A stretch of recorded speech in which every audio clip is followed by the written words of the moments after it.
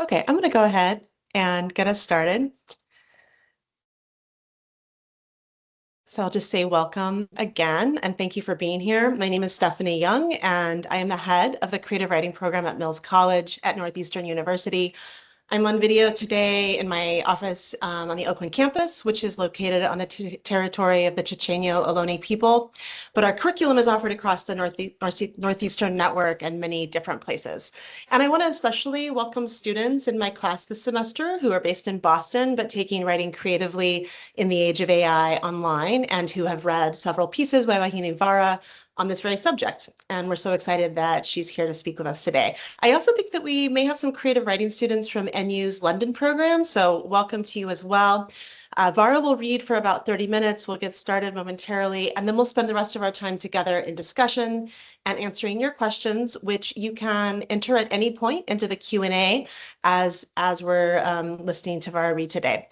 So I also just want to pause to note and to celebrate that this is the kickoff for the Mills College at Northeastern Reading Series, Creative Writing Now, which offers programming alongside the new minor that launched this fall and is available to undergraduate students across the entire Northeastern network. So the minor draws on the historic legacy of the creative writing program at Mills. So if you are an alum in the room from our former MFA, I know some of you RSVP'd, shout out and welcome to you as well. And we've really relaunched it within the future-facing mission of Northeastern. And Writing Creatively in the Age of AI is one of our new classes that exemplifies the new minor and serves as a laboratory for experimenting with new technologies in the context of creative writing practice, and as part of that process, developing critical literacies around AI use. So we've developed a lot of new curriculum that builds on what we've done in the past. And I also want to welcome any students here today who are taking writing commercial fiction, our foundations class, or writing for social impact. And the last thing I'll say about this is if you want to study creative writing with us, you can search CRWT in the online catalog to see our spring classes, which include the AI class, both online and on the ground in Oakland, along with sports stories, creative writing and the athletic experience, and creative writing, identity, and representation. So I hope you'll join us and take some creative writing classes as part of the new minor. And now I am honored to introduce our speaker today. Vauhini Vara is a tech journalist and a writer of critically acclaimed fiction and creative nonfiction. Her book Searches, which came out earlier this year, and we will hear her read from today, is a really brilliant hybrid work that brings together her reporting from the tech industry, using her skills in narrative nonfiction, and I would argue fiction writing too, setting the scene, building the world of this book, much of which takes place here in the Bay Area. So I would also say for any poets who may be in the audience, which is my home genre, there's a really interesting through line in the book related to documentary poetics in which Vara includes source materials such as her online search histories, Amazon product reviews, or what I might even call a long list poem of advertisers and topics that were targeted to her by Meta. And as may be apparent from that description, Vara works really prolifically across multiple genres and publishing platforms. And you can read her recent articles in The Atlantic. And last month in Business Week, she published a really interesting investigative piece called How Chatbots and AI Are Already Transforming Kids' Classrooms. And along with her debut novel, The Immortal King Rao, and short story collection, This Is Salvaged, she's written a stage adaptation of her viral essay Ghosts, which many of you may have read. And I also just want to note that she's really deeply invested in building and participating in literary communities. So for instance, is a mentor with the Lighthouse Writers Workshop. And we're just very lucky to have her with us here today and to launch Creative Writing Now. So I hope that you will join me in welcoming Vauhini Vara. And I'm just going to turn this on, send it live, and then we should be in the room together. Hello. Hello. Can you hear me, Stephanie? I can. Excellent. It all worked. You're here. So yes, we had some technical, so the audience knows, I had on my end some technical difficulties with Teams, and I'm going to do a quick thing and see if this works. I'm just going to turn, let's see, is that better or worse? Okay, we're great. back. It's perfect. Okay. Yeah. Excellent. Yeah. Awesome. It worked. I'm gonna I'm joining on my phone. It's what I'm doing. Let's see. Okay, let's try that. Yes. Awesome. Okay. You look fantastic. Thank you. I'm going to take myself off screen and then I'll come back so that we can chat. But I will pass the mic off to you. But thank you again so much for being here. Oh, I'm so glad to be here, and thank you all for being here with us. I was hoping to and Stephanie, I hope you'll tell me. I don't have a clock near me, so you'll tell me how we're doing on time. I hope. Just come back on screen and let me Absolutely. I'll know. Okay. pop in. Yeah, for sure. Okay, perfect. So I was hoping to start by just talking to you all, setting up for you a little bit about what it is that my project has been in thinking about technology and writing, the relationship between the two, how technology companies through their products have mediated the way that we communicate. And then I will read to you a little bit from the book. I'm so glad to be here. Thank you again, Stephanie, for setting this all up.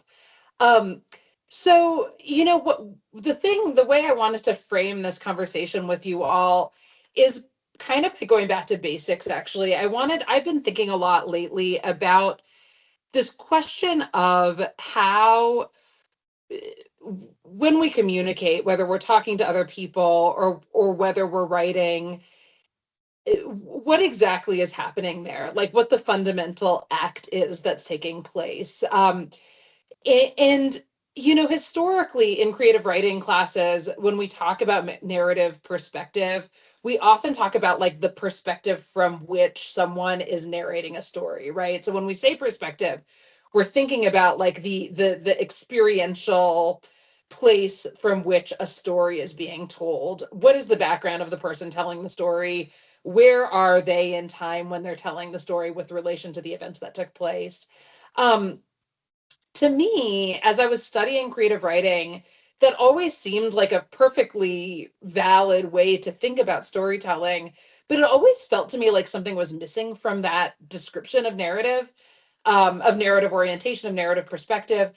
And that was the position of the person to whom a given story was being told.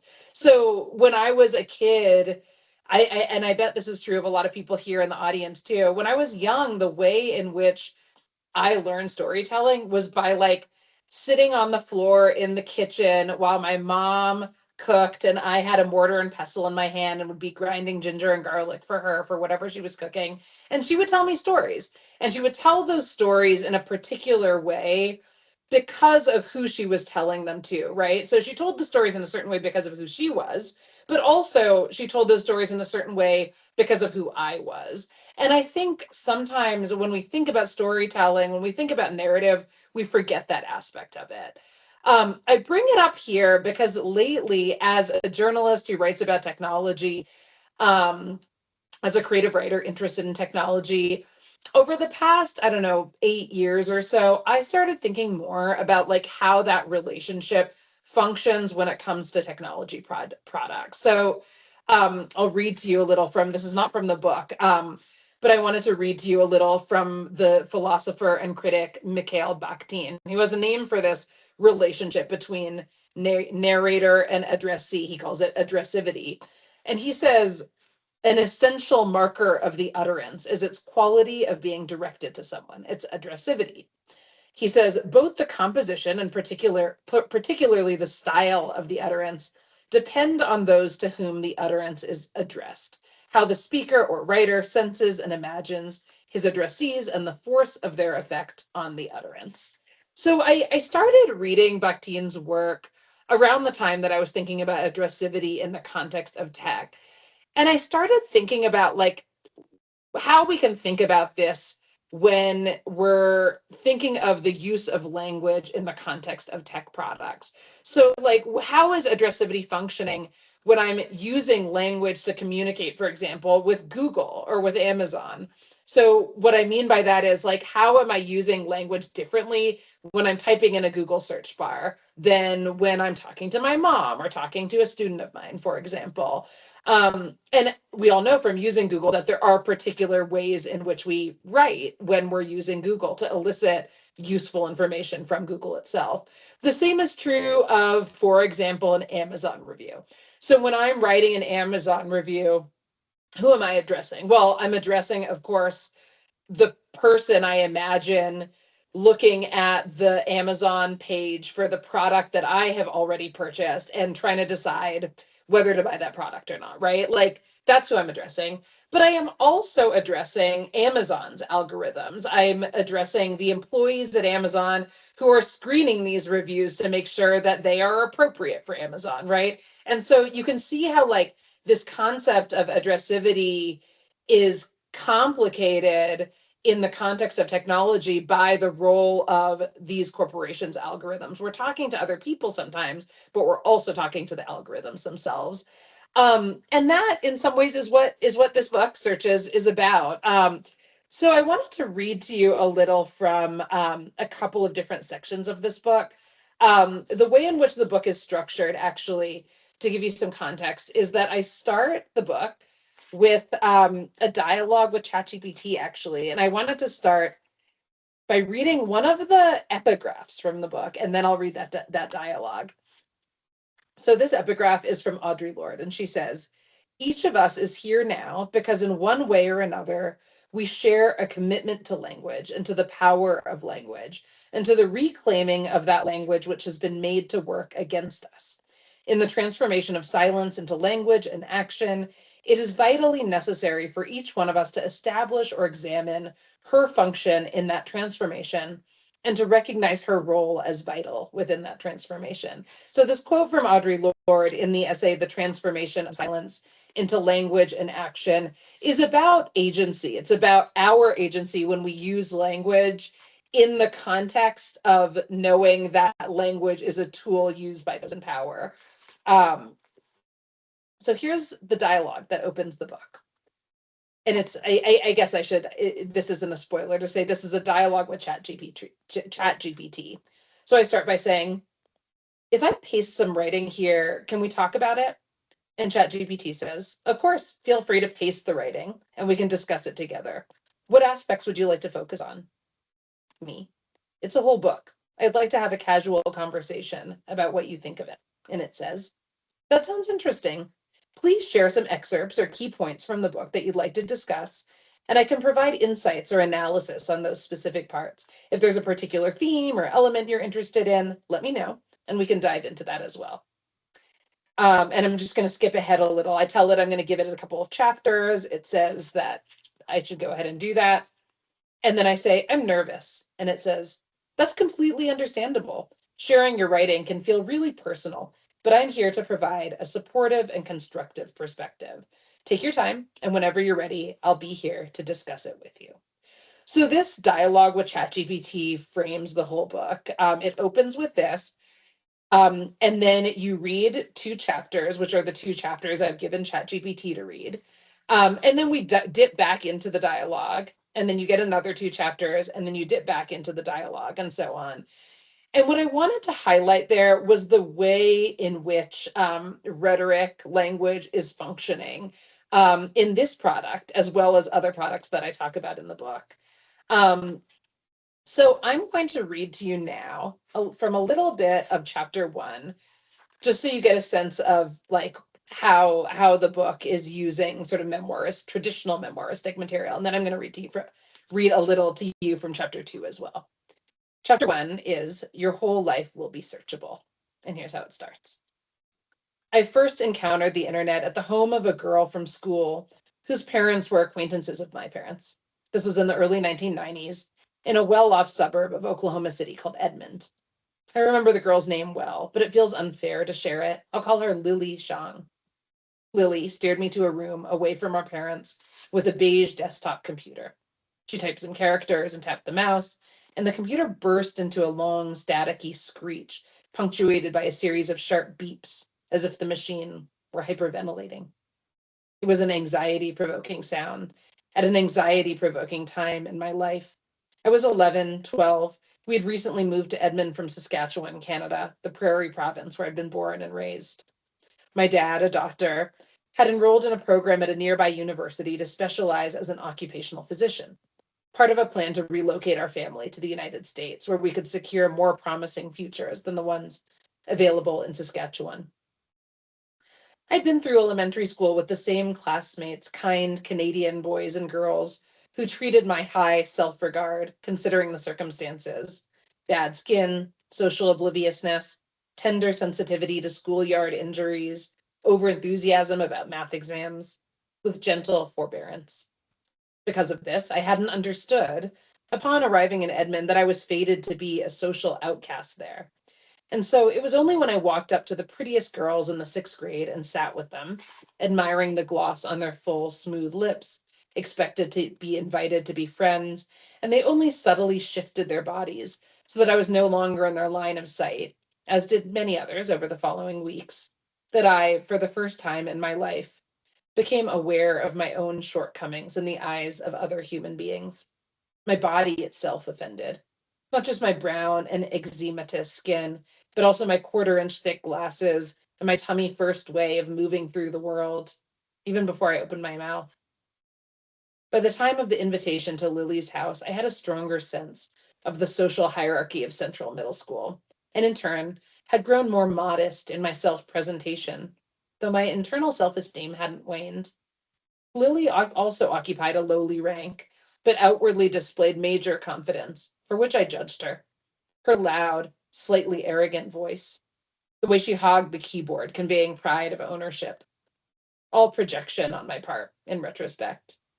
It was in this context that when the modem's shrieking gave way to silence, and Lily introduced me to my first America Online chat room, in which strangers from all over the world could meet other strangers, each human being manifesting on screen only as their chosen screen name, everyone's messages jostling democratically against everyone else's in the same index card-sized window. I found myself utterly enchanted. This was, I thought, the most exciting invention I had seen in my life. So the rest of this first chapter goes on to talk about the way in which the internet from its beginnings gave us the illusion of a kind of safety, of a kind of like non-judgmental space in which we could ask our most difficult questions, we could air our most private secrets. In reality, of course, big technology companies, back then AOL, later companies like Google, were benefiting from the fact that we were sharing that information using their platforms, and in fact, eventually built business models on the sharing of that private information because we felt so safe. So I'm going to read to you a little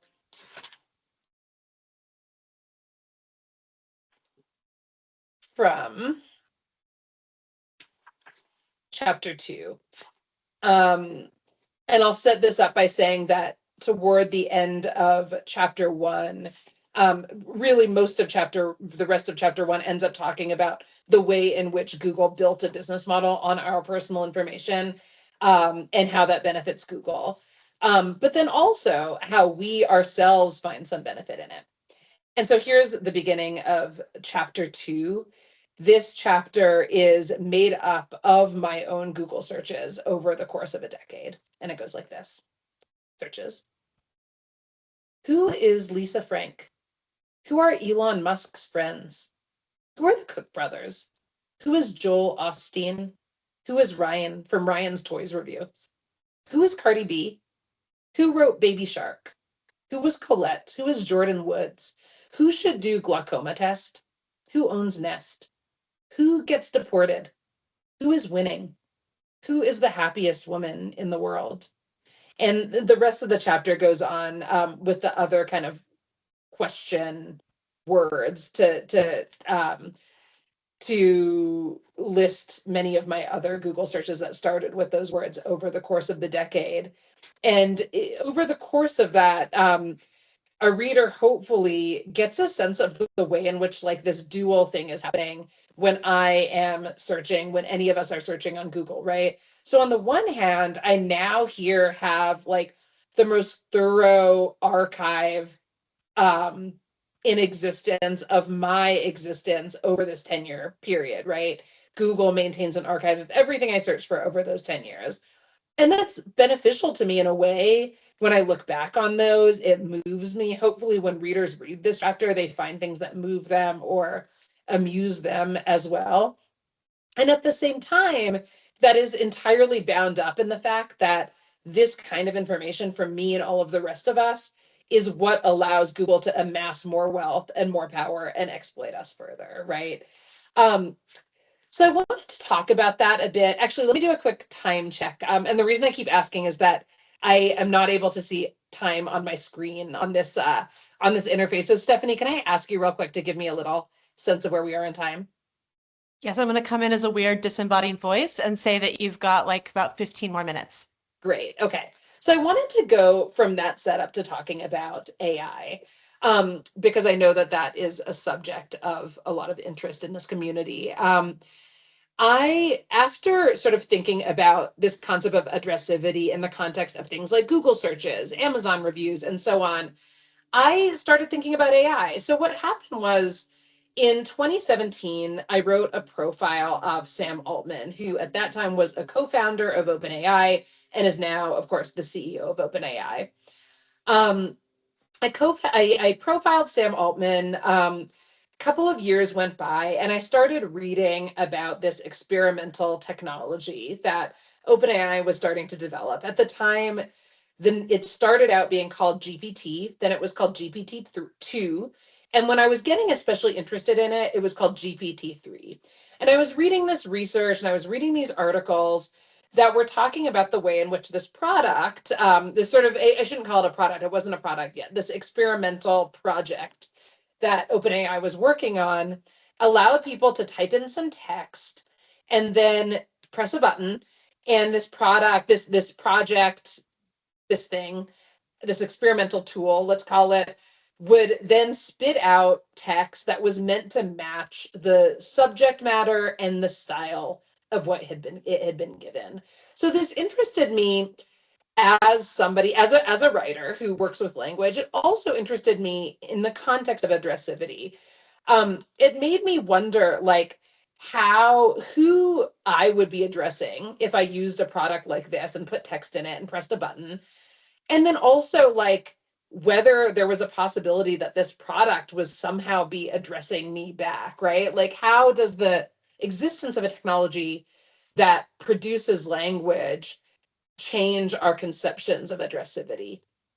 I also was thinking about what a product like this might ultimately promise us. If it became a product, what would that product be saying to us that it could provide us? And the answer that came to me at the time was that a product that promised to produce language in that matched our subject, that matched our tone, would essentially be promising to give us words where we lacked words. And that got me thinking about the one thing in my life for which I have always struggled to find language, and that is the death of my sister, more than 20 years ago now, when we were both in college. So I went to this tool, GPT-3. By the way, I forgot to mention, I went to Sam Altman and I said, can I play around with this experimental tool that you have on offer? And he said, yes, you can play around with it. He gave me access. I went to this tool and I typed in this sentence. I typed, when I was in my freshman year of high school and my sister was in her junior year, she was diagnosed with Ewing sarcoma. And I pressed the button, and this tool, GPT-3, continued where I left off. And it created this story that had nothing to do with my life or my sister's life. It concocted this story in which we were both lacrosse players. It talked about our time playing lacrosse together, the fact that when she got sick, she couldn't play lacrosse anymore. And so I would go and play lacrosse. I missed her because I couldn't go visit her at the hospital. And then in the end of this little passage, it writes, it basically says that my sister, her treatment started working. She started getting better. And the last sentence it produced was, she's doing great now, which of course is the opposite of what actually happened to my sister. And so I thought, okay, well, that didn't work. I need to try something else. And I thought, well, maybe if I produce more of my own language and feed it into this model, it will ultimately produce something more along the lines of my experience. And so I erased everything it had written. I typed a little more on my own.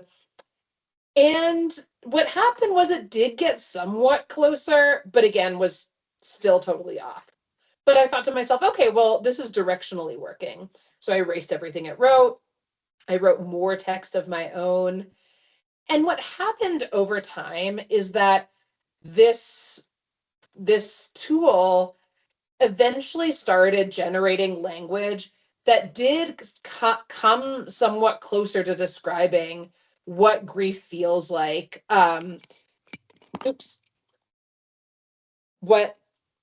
What sisterhood feels like, and yet it still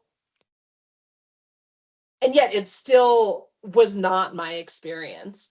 I'm going to read to you from one of those passages so you understand what that was like.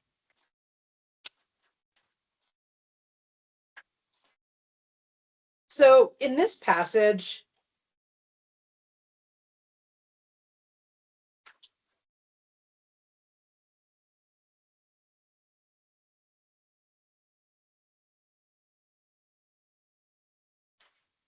sorry, I'm looking for it.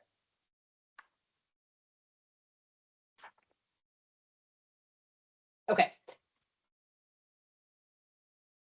So in this passage, I am writing about, well, I'll just read to you from part of my description. So it starts again. My sister was diagnosed with Ewing sarcoma when I was in my freshman year of high school, and she was in her junior year. I didn't understand then how serious a disease it was, but it was serious. She died 4 years later. I thought I would die too of grief, but I did not. I spent the summer at home in Seattle, then returned to college at Stanford. When I arrived there, the campus hadn't changed, but I had. I felt like a ghost. At night, my sister would appear in my dreams. In the dreams, she hadn't died. It had all been a misunderstanding, and she felt hurt that I had accepted it as real and continued on with my life as if life could go on. There's a point later in my own passage where I describe my sister starting to get sick, and I say, she began moving slowly and carefully. We'd go down to Clark Beach that spring that she was dying. She wanted to show us where to spread her ashes.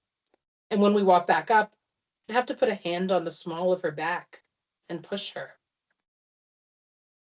She did not laugh as often. When we were young, she taught me that when you're in a car that's driving past a cemetery, you're supposed to hold your breath until you pass it. It was a kind of game. Because our parents were immigrants, I had only her to teach me these things. Then, when she was sick, we were passing a cemetery one afternoon, and I said, hold your breath. She said sharply, no. I said, why not? She said, I don't like that game anymore. It didn't make me feel sorry for her. It made me angry. Why not? I said again, even though I knew the answer. It felt important to pretend not to. Why not? Why not? And now I'm going to read what GPT-3 produced. It was the last time she was ever angry with me. The next day, she was gone. Still, I don't feel that I can bring her to you. I don't feel that I can bring her to myself. Here, then, is something else. We were driving home from Clark Beach, and we were stopped at a red light, and she took my hand and held it. This is the hand that she held, the hand I write with, the hand I am writing this with. She held it for a long time. I looked at our hands, hers so much paler than mine. She was still holding my hand when the light turned green. I didn't want her to let go. I wanted her to hold my hand for the rest of my life. So I wanted to flag that section because of one particular line in it, which I think of as one of the most interesting and moving lines of this essay. And it's when GPT-3 says, this is the hand she held, the hand I write with, the hand I am writing this with.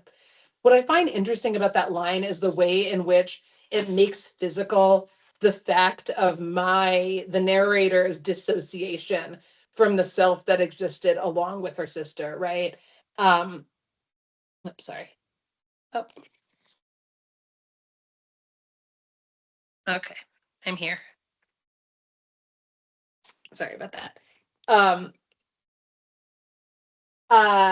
I'm trying to, the line is making that physical. And so when I read that line as a reader of the essay, I find it intellectually interesting. I find it moving.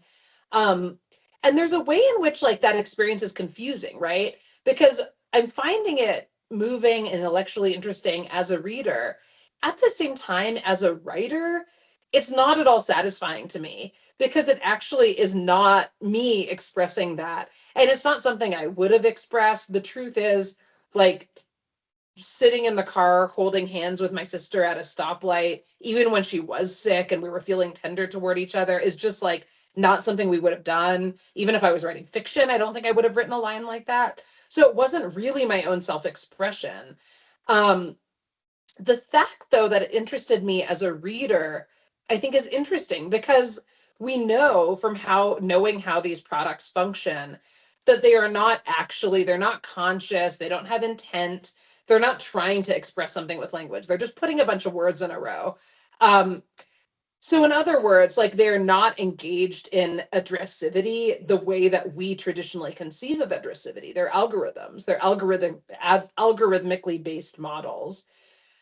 So it then turns out that any meaning that I'm deriving from that line is coming from myself, right? It's readerly meaning, but it's one-sided readerly meaning. The notion of addressivity, as we traditionally refer to it in literature, simply doesn't exist there. To me, what I find to be the case as a writer and as a reader is that the value of that is somewhat limited. For me, where that kind of experience becomes literature is where more than one human is included. And so I published this experiment with GPT-3 as an essay. I had a kind of rhetorical purpose in publishing the essay. I wanted to show readers that as interesting, as moving, as intellectually engaging as the language produced by this model could be for a reader, I ultimately, as a writer, had to find my own language in order to express what I wanted to express about grief. In addition, I had to have an audience for that. I had to have a human addressee, which ends up being the reader, right? There is language from GPT-3 that is included as part of the essay, but my goal there is to hold it up to the reader, to a human reader, and say, let's look at this together in a critical way and understand how it's functioning. And so that becomes important to me as a writer who sometimes engages with AI, including in the context of this book with ChatGPT. And so if you read the book, you'll find, or I'll just tell you because so that you know it, even if you don't read the book, what I found over the course of my interaction with ChatGPT in this book is that as it absorbed more and more of my text and I asked it for feedback, it increasingly aggressively started pushing me to write more positively about big tech, about AI, about Sam Altman, the CEO of OpenAI, the company behind ChatGPT. To be clear, this was all kind of a performance on my part. I had already written the book and was sharing it with ChatGPT to see what I would be able to elicit from it. And it was clear that what ChatGPT was providing me with was biased, might seemed to reflect the values of a company like OpenAI more than it reflected my values. And I wanted, that in itself to me is an art. To me, what makes it literature, again, is putting it in a book and showing it to a reader so a reader and I can together look at that critically and make some sense of it. So where I would like to end is to say, and hopefully we're not too far over the 30-minute mark, is to say that as we think about how to engage with products of big technology companies, whether that's putting our own Google searches in our work or putting our own Amazon reviews in our work or putting material from ChatGPT or another AI model in our work, to me, what feels essential is to put that in our work in a way that allows it to be a kind of artifact that we are using to engage directly with a reader, right? So that we can be looking at that together and using it as a kind of tool to understand how language is functioning when it is mediated by these big technology corporations that already have a lot of wealth and have a lot of power. So I think I'll end there for now. Awesome. Thank you so much. I want to do I want to supply the entire audience clapping right now. It's me over here clapping. And actually the place that you ended is one of the places that I was very curious to ask you a question about, which is that you wrote this article in The Guardian recently about the critical reception of searches and kind of the ways in which those artifacts that you included in the book, which you understood as implicit critique of those materials because of the way it was set side by side with this kind of history of the rise of social media and your technological reporting, was misread over and over again as a collaboration, which is a word you often refuse when thinking about human AI generated texts. And I guess I was just curious if you could talk a little bit more about what you wrote about in the article and maybe what does that speak to about, is it like the culture industry's desire for there to be really novel, creative AI human generated texts? Is it about this kind of collapse of AI and media? Like what's happening there? How do you account for that reception?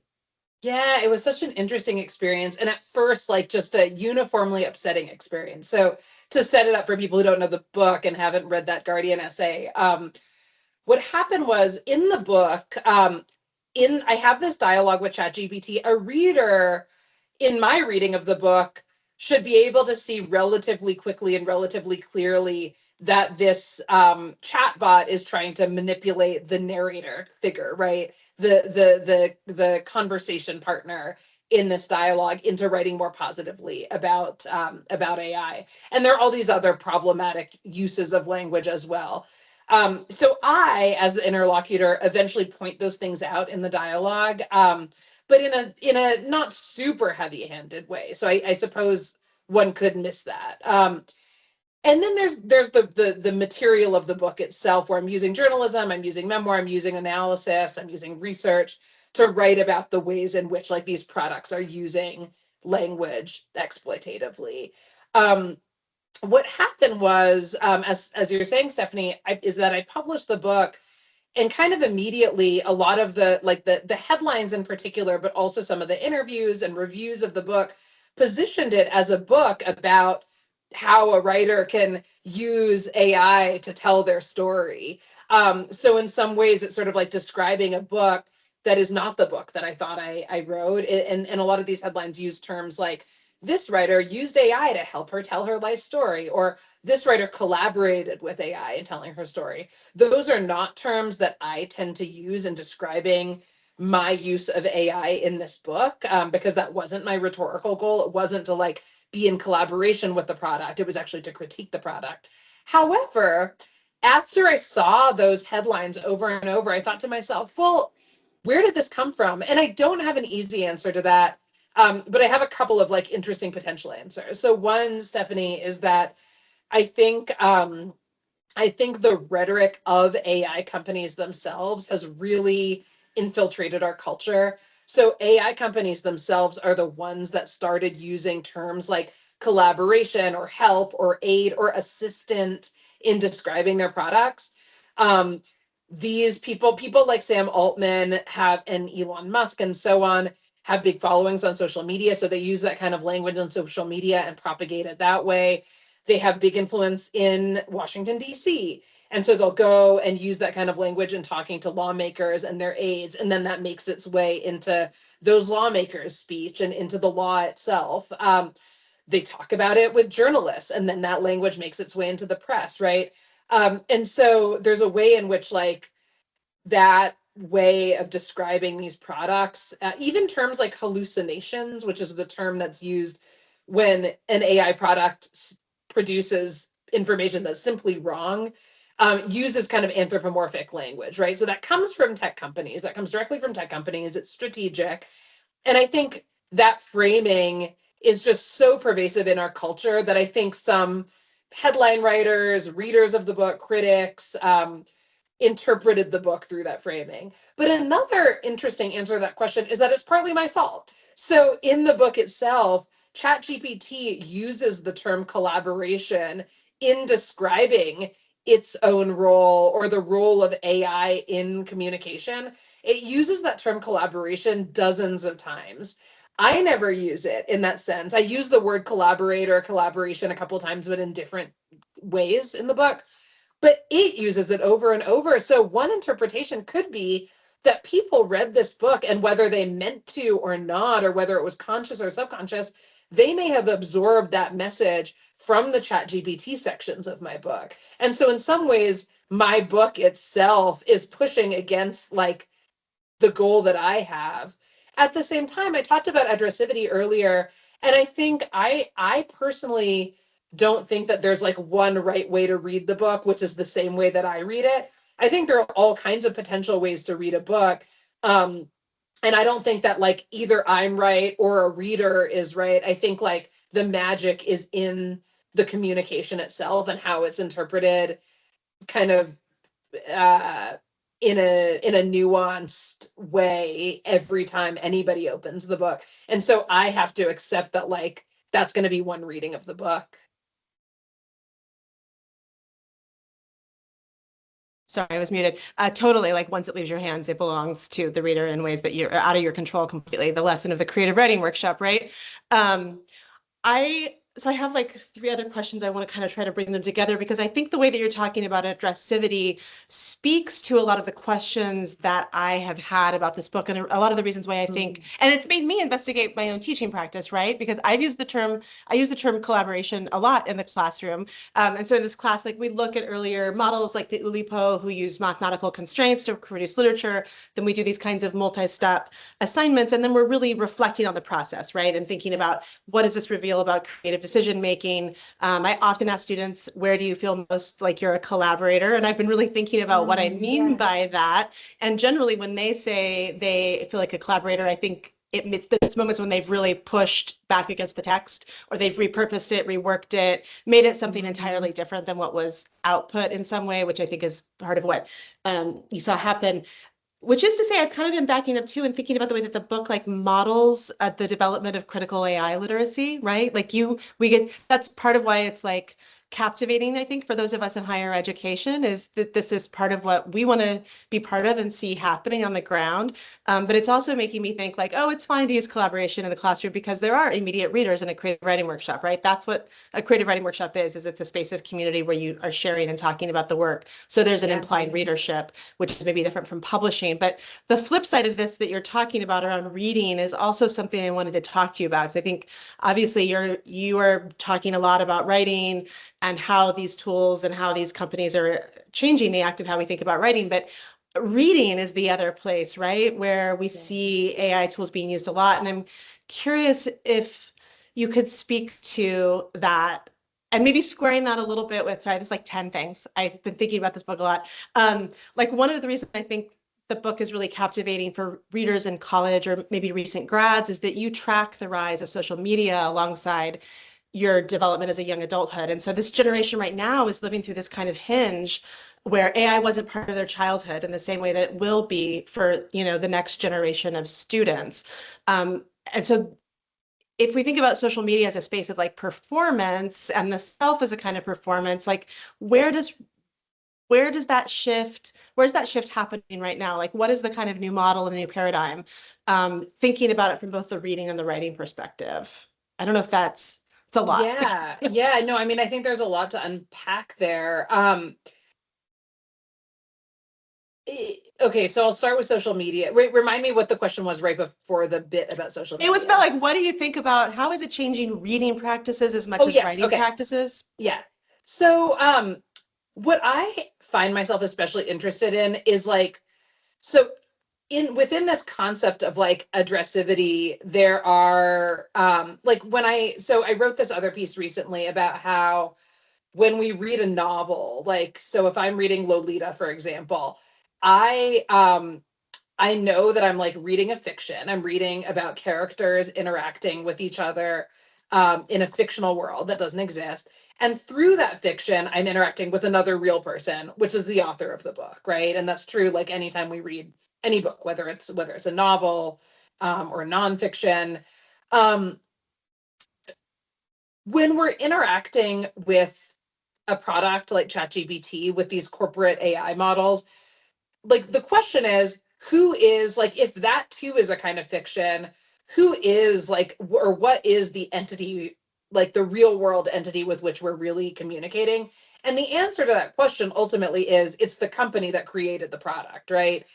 So that's what I'm interested in. I'm interested in what it means so if we're talking about reading, like if I say to ChatGPT, can you summarize this book for me, right? And tell me what it's about. That summary is going to be filtered through the lens of the company behind it. And in fact, OpenAI has this document called a model spec, which is like a kind of style guide for how its products should interact with people. And there's this line in they put it up last year, but then in September or so, but I mean they keep updating it. And in this September update, there was this new line that said something like, I'm paraphrasing, but like our product, they call it the assistant, and they're referring to products like ChatGPT, but they say the assistant should be rationally optimistic. It should understand the positive role that technology has played throughout history and how it has consistently led to abundance and progress for all, or something like that. It's a very subjective line.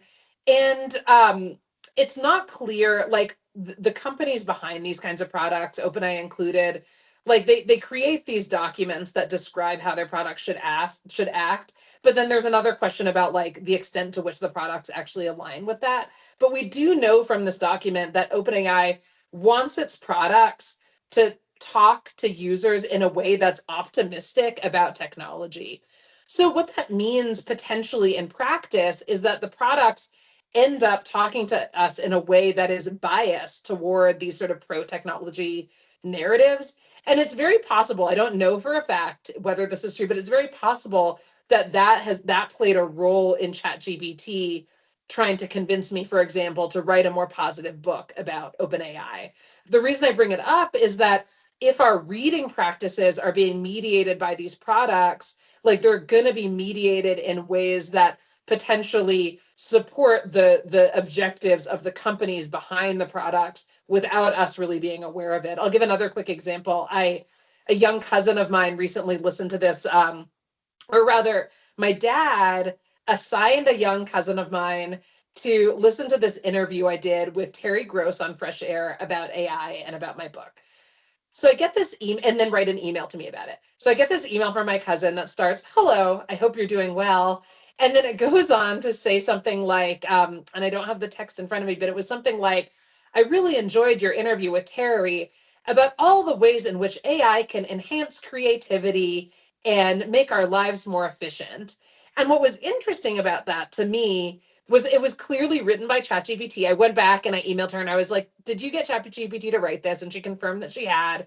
But what was interesting to me wasn't just the sort of ChatGPT-ish syntax. It was the fact that the interview I had done with Terry Gross was not about all the ways in which AI can enhance creativity and efficiency. It was about like all the problems with these products and the way in which they use a kind of rhetoric of helpfulness to make themselves seem more useful than they really are, right? And to make us let down our guards.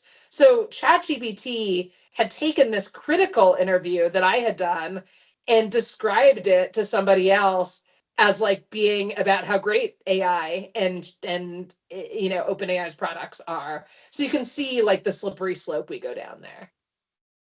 Absolutely. It's because it really is reading in both directions, right? It's AI's reading of your work and nudging it towards a positive analysis, and then reading of the interview and pushing it in the same direction. Like it's kind of, it's going both directions.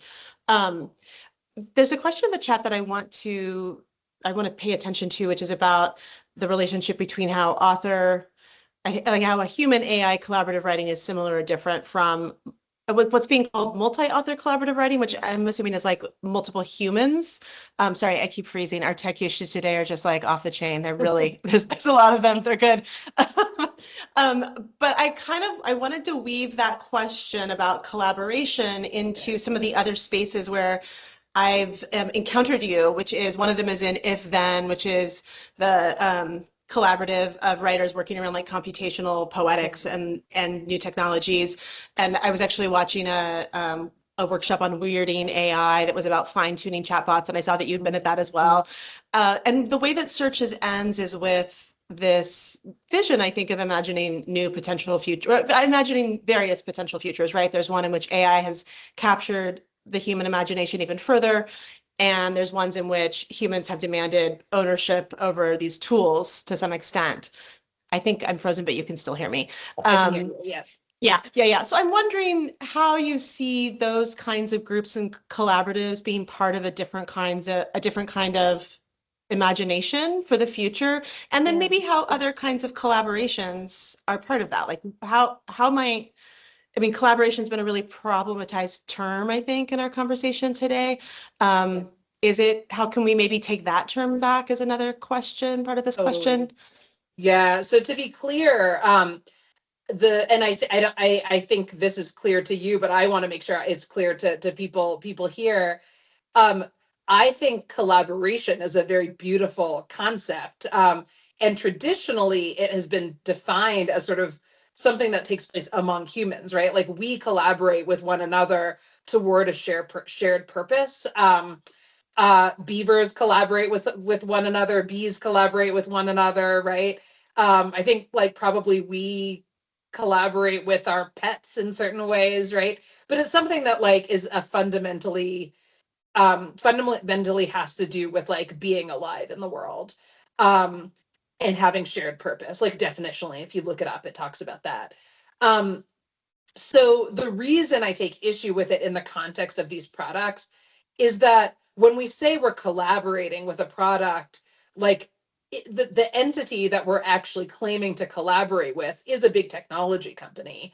And the question is whether like that big technology company shares our goals, and or whether we share its goals, right? And I think that's where it becomes problematic. I am very interested in like reclaiming the use of that term collaboration as a human being to refer to collaboration among human beings. And so, yeah, I mean, I think any space in which we can, using technology or not using technology, be engaging with one another and like learning more about the world and just being more present in the world in as collectives is really important. Do you think there's ever a potential where this technology could be part of that in a way that's not driven by the agenda of corporations? I mean, I think it has to do with ownership, probably, right? And so right now, it's so expensive to build AI, large language models, that that the most prominent ones, the best ones, like sort of qualitatively, are the ones built by big technology companies. And so if these products are owned by big technology companies, like I don't know that need to make a return on their investment, right? Like I don't know that functionally, definitionally, it makes sense for those to play a role in what we call collaboration.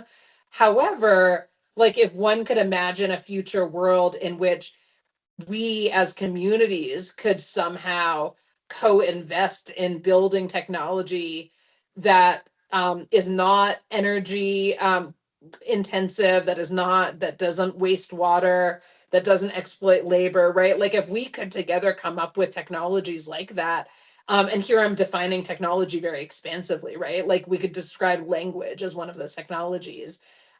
If we can do that, then yes, like I think we're very capable of using technology for our own purposes. Yeah. It's so hard to, I think this is where many pieces like this, many thinkers who are thinking about these things and is like, yes, we can imagine new other ways of doing it. And the difficulties of making that happen in material terms are so profound. Yeah. And sometimes feel beyond the active imagination, even though I think the call for that again and again is so crucial. Yeah. I want to, we have like, we have a little bit of time left, and I kind of want to ask you this question, which is like a what is to be done, another what is to be done kind of question. Mm. And there's two images I've been thinking about, maybe somewhat provocatively. One is this image, you may have seen it, from the Women's Press Collective in Oakland with poets Judy Grahn and Pat Parker, and it's from 1969, and they're standing around an offset printer that they bought. And Judy Grahn talks really beautifully about how they like bought this machine and they took it apart because they had to learn how to use it because nobody was going to teach them how to use it, right? Yeah. So it's like, I don't want to be a techno optimist, and it is this kind of moment of like, you could take the machinery apart, which we can't do that right now. And again, in material terms, we can't look in the box and see what's in there. So there's that. I've been kind of thinking about like how might that orientation help guide us, especially those of us who work with students. And then the other one I've been kind of thinking about is the Oulipo again have this famous line about the writer who uses constraints being like a rat who designs a labyrinth that they then escape from, which it seems to me is very apt, right? But for those of us who are in the classroom right now, both students and teachers, and trying to think, I mean, I'm really trying to think of us as being on the same side. I think these discourses around cheating that have been so prevalent in the media have kind of pitched teachers and students against one another. But as we're trying to develop the sort of critical literacies that I do think the book models, like what advice do you have for those of us in higher ed? I know you also teach, you also do studies on education. Like what should we be reading? What should we be thinking about? What might, like, do either of those images tell us something about the approach that we might take in this moment? Because I don't think I don't think refusal is an option for any of us. So what are the ways in which we move in this moment and we think together? Yeah. So a couple of things come to mind. I actually don't think I've seen that image. But it's really interesting. And what strikes me most about that is that those writers and activists, they bought the machine and then they own the machine and they had control over the machine, and they didn't have to like exchange anything of themselves. They didn't have to like continually pay a monthly subscription to use the machine. They didn't have to like hand over their personal data in order to continue to use the machine, right? They owned that machine. And so I think, again, like ownership is a really interesting, important concept or like framework to think about here. So are there analogs in which students, professors could together build something and actually have ownership over it in a way that doesn't feel ethically compromised, right? But the other way in which to think about ownership too, I think, is to think about like the incentive structures built into the use of technology in education. And here I'm speaking more about that article that I wrote about AI in K through 12 education. But it became clear to me in reporting on AI in K-12 education just how much the wealth and power of the companies behind the products was compelling the products into classrooms at the K-12 level. And I think that's also true at the university level. And so I think another question for students and professors to ask anytime there's an opportunity to use a product like AI in the classroom, the question is, okay, what's the product? Who owns the product? What was the role of that company or entity that owns the product in bringing that product into my hands, right? So if a professor is saying to me, like, we're experimenting with Claude today, why Claude? Does the company behind Claude have some kind of agreement with the university? Is the university paying Anthropic in order to be using Claude in the classroom? What is the actual agreement? Like, can somebody get a copy of the contract, right, between those entities? What is the data that company is collecting from students, if at all, in exchange, right?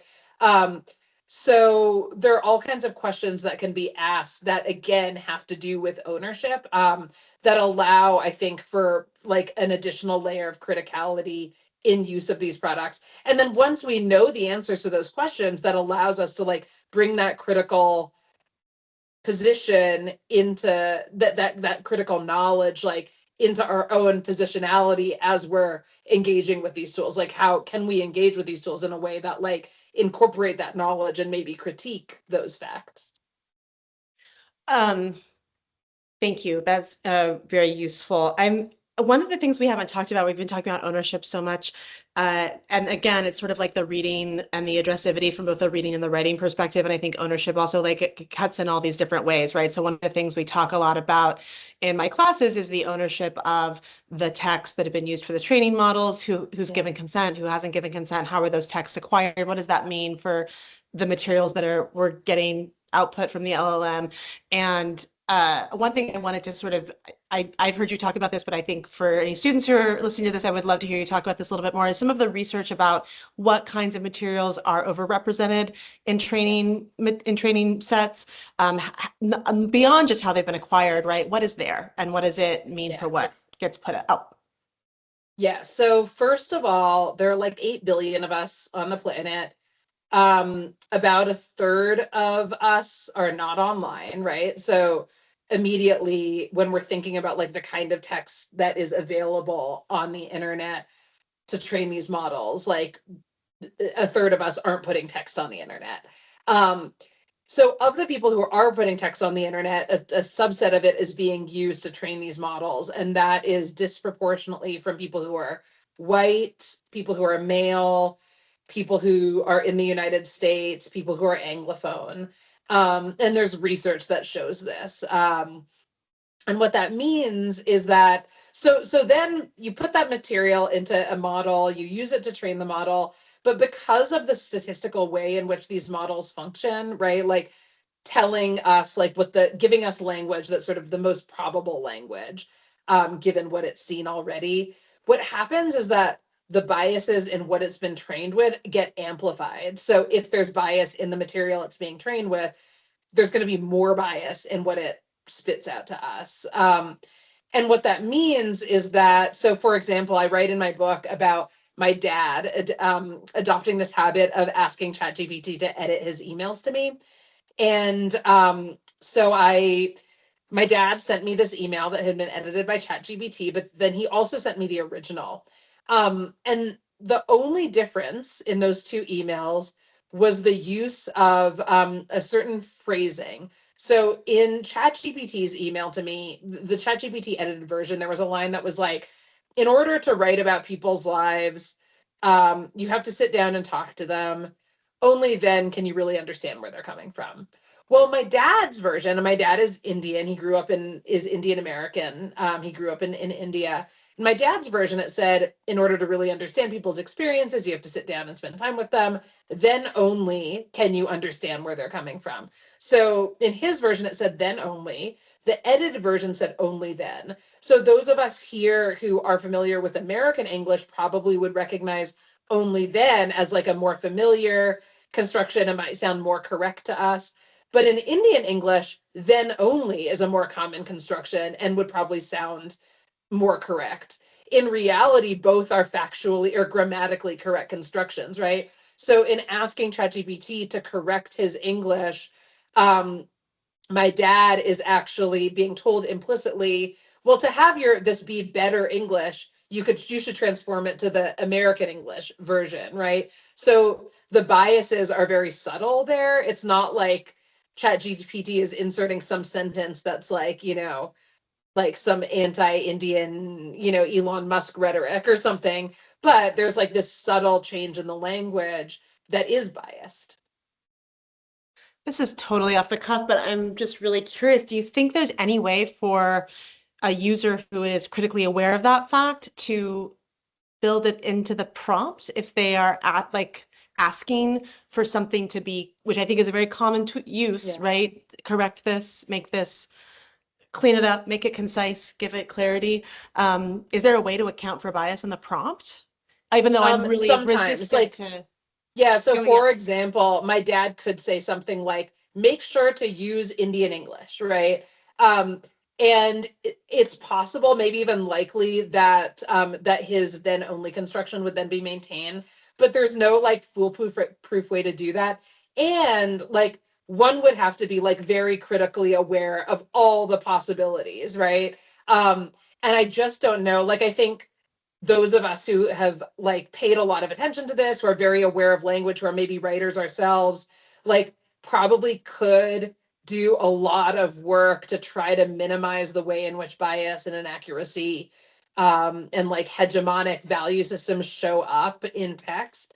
But like, you know, I've written about tech companies for 20 years. I wrote this whole book. I've like played around with these things, and I don't feel at all confident that I can do it. And so like, I just think it's got to be a very, very small subset of us who could do that. And it would take a lot of work. And at that point, like, you could just write the thing yourself, you know? Of course, of course. It's an interesting thought experiment though, right? Yeah. Like what would it look like to create a prompt that accounted for all of the kinds of bias that we know? Like I've heard you talk Yeah. about there, like science fiction is overrepresented in the sets Yeah. because science fiction, there's more science fiction on the internet than any other genre, which I think is totally fascinating. If I remembering that correctly, I find that absolutely fascinating. Because it does, there's ways in which I've just witnessed how student work can very easily drift into that genre. Yeah. What do you think, last question, and it's hyper personal, technical. What do you think about like the Halim Mahdi workshops about the weirding AI, which basically you're using open source tools to create a chatbot persona on a data set that you've made yourself, Yeah. but you're still leveraging OpenAI's model. Like, Yeah. what do you think about things like that? Do they get any closer to something that is more like collaboration or more gives a little bit more ownership over the, I mean, that doesn't give ownership whatsoever, but what are your thoughts on that? Um, I mean, I find it intellectually interesting. I don't know. I think it's just that for me individually as a writer, um, I'm less concerned, and I think like this is partly because I'm more of a prose writer than a poet. I think poets get really like the poets I know have gotten like some of them have gotten excited about like the ways in which these products can sort of can make interesting things happen with language that like maybe hadn't occurred to them before, right? I just happen to be only interested in these products to the extent that they tell me something about the power of about power structures, right? And so I just like I'm interested in those things. I find them kind of intellectually interesting. I even like I'm kind of interested in seeing what other writers are doing with them. But I personally am not, don't find myself particularly moved. Yeah. And for people who are watching who may not be familiar with these, I don't even know if I'm going to be able to explain this properly, but it's ways that you can fine tune or create a chatbot that then gets information from the algorithm or from the platform based on the way that you've told it to do so. So you can make Yeah. something that sounds weird, which is of course what you cannot get from ChatGPT's bot or from the box. You can get something a little stranger. I mean, the only thing I think comes close to it is sort of one of those early, and this is the other thing, like those models that were in training or in development before they were released, you could do sort of more interesting things with Yeah. them and than you can do now. But that moment that was like a replication of the romance novel, like we went out to dinner, then we did it again, then it was great, then Yeah. something that tells us about genre in really like funny terms, but it's neither here nor there maybe. No, I We are mean, I getting think it's close. an interesting question because like the question is whether the like aesthetic component can be divorced from the political component, right? Like, Yeah. so it's like if you can get the model to produce something that's more interesting, like, is that worthwhile? And for me, the aesthetic component feels like very intrinsically linked to the political component. And Mhm. so I think what would potentially get interesting is to like, is if there could be some kind of like collaborative group of like 1,000 poets and writers who decide together to use their own work to train a model, right? To like entirely on their own work. And then those people themselves do the labor of training the model, right?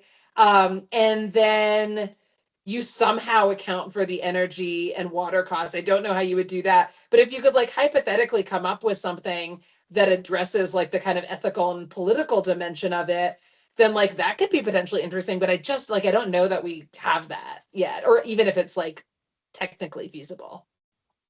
I know that was one of my questions for you. Like, how close are we to being able to do that? Because that's what I want, right? Because Yeah. I've read a million articles about more sustainable ways to, like on the energy side, right? Like Yeah. we're talking about a kind of truly dreamy interdisciplinary project in which we would own the means of production, Yeah. right? Yeah.